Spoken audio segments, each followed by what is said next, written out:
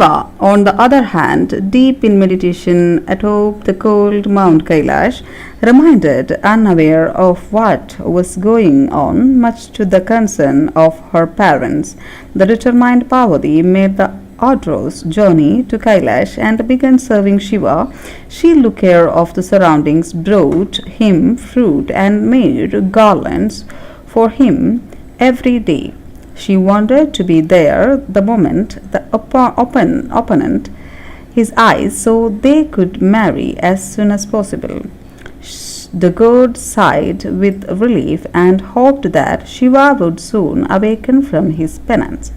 Days, months, and years passed, but Shiva showed no signs of emerging from his medication. If he did not open his eyes, he would never see Parvati with meant that he would marry her or have a son. And if the current state of affairs continued, Taraka's cruel beginning would be the end of everybody. Frustrated, the gods decided to take matters into their own hands. All the realms were a grave danger. They had to intervene, the force Shiva to awaken, but who would take the risk? No one dare offered to be the one to disturb Shiva's penance and become the target of his famous temper. Everyone knew that when he was extremely angry, his third eye would open and immediately spew a great fire that destroyed everything in its path. And yet, the task needed to be done, the gods decided to approach the diplomatic Lord Vishnu and beseech him to find a way to guarantee Shiva and Parvati's marriage. All right, let's see how things turn out, Vishnu said with mysterious smile. The god and goddess of eternal love, Manmata and Rati, were a lovely couple. Their affection for each other blossomed visibly during the spring season, and their companions included flowers, birds, cuckoos, parrots, honeybees, and lush green trees. One day, Mahatma's father Vishnu summoned him to his abode and said, I have a difficult task for you. You are the only god with the ability to woke Shiva from the stupor. Once you do that, he will open his eyes and see the beautiful Parvati. As you are the god of love, you must use the power of your gentle arrows to make him fall in love with her. An alarmed Manmata replied, Dear father, you are asking me to play with fire. Shiva is no ordinary god. He is a lord of destruction. His temper is fearsome, and you know what will happen if he opens his fiery third eye. Didn't you see this Tandav Nritya after Dakshayani jumped into fire? Even you couldn't pacify him. And Lord Brahma just about managed to calm him down before he destroyed the whole world. So, how do you think I can withstand his wrath? I fear this will be the end of me. Please let me go.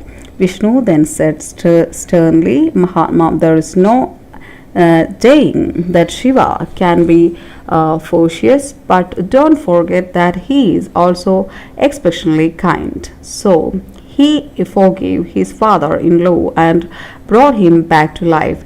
He is the only god who grants boons to his devotees, irrespective of the cost of himself. That's how much his followers mean to him. Even if something unfortunate were to happen, trust me, he will be the first to save you. This is no ordinary task. The fate of the world rests on it. But the Manmata and Rati were still hesitant. It is your duty, insisted of Vishnu.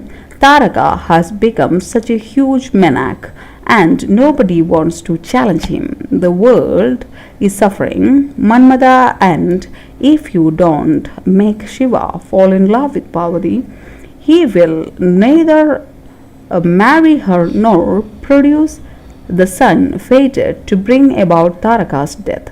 The Asura will continue to torment every living being, and you will be the only one responsible for it. Manmada understood that he had no choice in the matter. He reluctantly made his way to Mount Kailash with Priti. There they saw Parvati gazing lovely at Shiva, who was deep in meditation, unaware of her presence. Manmada could work. He called upon all his companions for help, which included his vehicle, a parrot, a swarm or humming honeybees, and Vasanta, the god of spring. Within minutes and cold and harsh moment, Kailash was transformed into a magical and a springtime. The ice melted and streams of cool blue water began to flow melodically. The most covered leaves changes to a brilliant reddish green and stone in the light of the sun as the birds started chirping and sighing.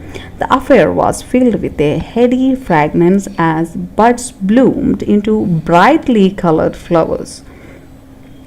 The whole scene was perfectly for some romance. But nothing happened. Shiva remained obvious to his surroundings. Rati and Manmata didn't give up that easily. Being accomplished dancers, they put up the enthralling performance in front of the motionless Shiva. He still didn't stir. Parvati, on the other hand, was enchanted by the beauty of the setting. She prayed fervently to Shiva to open his eyes. Days went by to luck. Manmada became intensely restless. None of his schemes were working. As a last resort, he picked up his blows of sugar cane and 5 flowers arrows. Each arrow was tipped with a different kind of flower: white lotus, blue lotus, jasmine, mango blossom, and a flower from the Ashoka. The tree, their arrows were so potent that the slightest contact with any of them was enough to most of them immediately fall madly in love with the nearest person. Manmada shot Shiva with all 5 arrows at once, which gently touched the god and fell to the ground. Shiva's eyes fluttered open. He stared at her without blinking, his eyes burning with indecent rage. Who has disturbed my penance? He thought, and then he saw Manmada, who smiled at him in the hope of friendly response. As Shiva was silent, Manmada assumed that his arrows had begun to work their magic. However, the smile of Manmada's face only intense to Shiva further, so did the third eye opened. It was said to be the only instance of Shiva opening his third eye. Manmada was reduced to a heap of his ashes within seconds. The sight of the streaming mounds calmed Shiva down, and the closed his third eye. Then he simply stood up and walked away, noticing neither Parvati nor Rati. He was frustrated by his inability to concentrate and returned to his meditation. His penance was over, and poor Manmada, the handsome god of love and sacrifice, his life for nothing. Rati fell to the ground, almost faint, and with grief, sobbing, she cried out, "Oh, my dear husband, we are meant to be inseparable. How can I go on without you? Why didn't Shiva turn me to ashes too?" Parvati ran to Rati to console her the best she could. She was filled with intense mixed emotions. Herself, she was distressed at pain by Manmada's faith, for they had died trying to help her. She was also insulted by the fact that Shiva had not even noticed her presence. Despite her devotion, she made up her mind, "I am not going to chase Shiva anymore. One day he will come to me on his own, and until then I will perform penance." Having decided her course of action, she left Mount Kailash, devastated and helpless. Rati prayed to Vishnu, Father, you said that you would support the guide was we needed. You now. Vishnu immediately appeared in front of Rati, shocked and dejected by the turns of events. Don't worry, my daughter, he said. He will revive Manmata, though he will no longer possess the human form. He will arise in the thoughts of people, and you will remain inseparable. Whoever thinks about love will inevitably evoke you, and Manmada, he will henceforth be known as Manoj, the one who emerges from the mind of Ananga, the one without a body. The whole world will remember both you sacrifices. This incident, the bumbling of Mahatma, is associated with Holi, which is usually followed by the light drizzle the next day. The rain is believed to made up of the tears that